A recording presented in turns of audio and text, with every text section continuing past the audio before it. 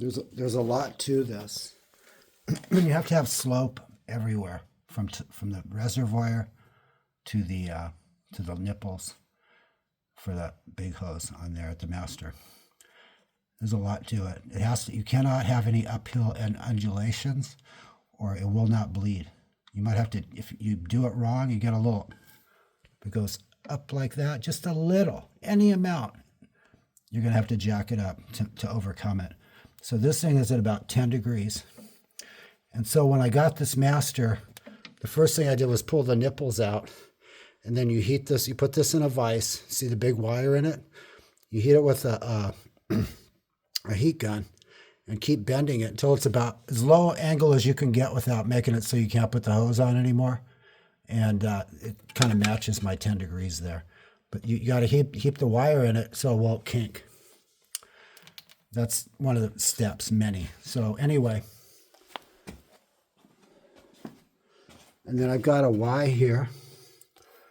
See my Y for the two outlets from this metal pipe, and that's part of that accelerator tube pipe. That pipe was long enough to make all of this. This is the original hose, and then it's got the original style rubber hose going to the original reservoir, which is going to need cleaning, which is going to happen. The thing's filthy. And that's just the nature of brake fluid. It just loves water. Look at this wheel cylinder. See how nasty it is. And this brakes were probably done about 4 years ago, but he hardly ever drives it. And the rear has had nothing like this. And I had a bus a few years ago, and the front pistons were literally fused to the cylinders. But anyway, to get the master in you got to get this thing in here. What you do is you connect this hose to it, and then just start bending it and wiggling it around with none of this stuff is connected, right? And keep bending and wiggling it around until you get it to mate with the bolts that hold it in. And watch out for the spacers. Don't forget they're in there. And this won't work unless it's on an angle all the time. A downhill angle. You can't have any undulations. So what I did is I cut this pipe on an angle, and then you take the open hole, which is going to be oval after you cut on an angle, and get a round file and file the hole so it conforms with this.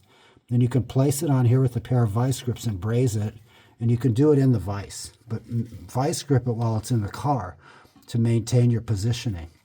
Vice grip, braze it in a vise, then put it back in the car and connect it to this piece. Goes into this just a little, maybe a ½ an inch, because you don't want this end going past where this opening is, or even you don't want it to go near it if you can help it.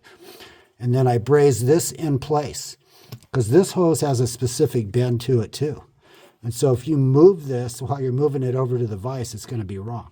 And so the final result is this. You see, if I grab this and I let go, see it goes right back down.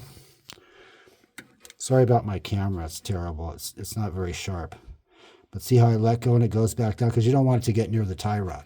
Now when this thing goes back on the ground, the tie rod is going to go up a little. It's going to angle up.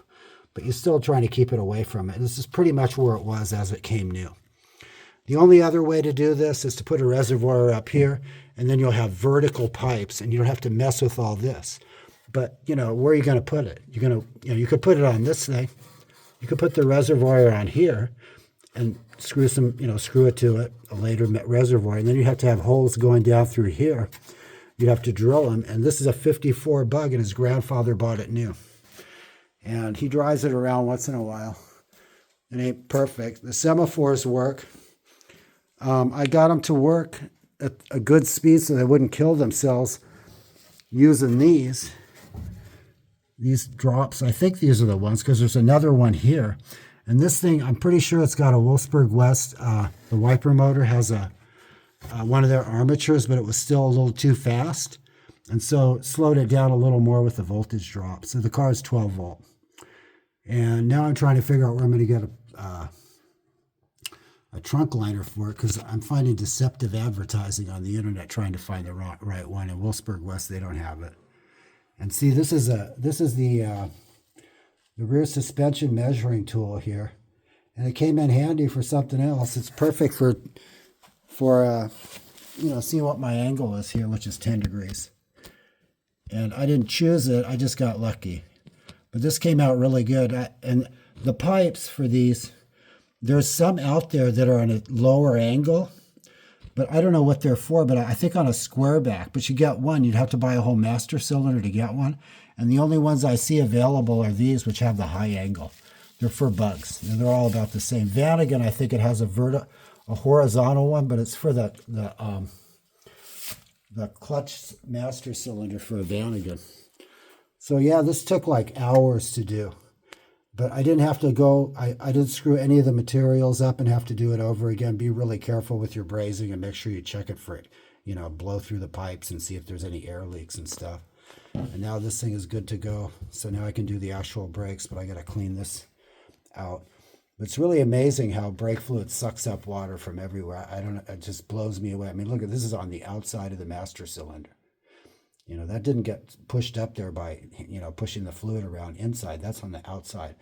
I mean, that water just sees a reservoir for a car. And it's like, I'm going there right now.